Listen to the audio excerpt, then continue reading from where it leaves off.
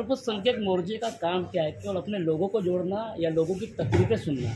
और अल्पसंख्यक मोर्चे में केवल मुसलमान आते हैं कि जैन, फारसी, बौद्ध और क्रिश्चियन भी आते हैं?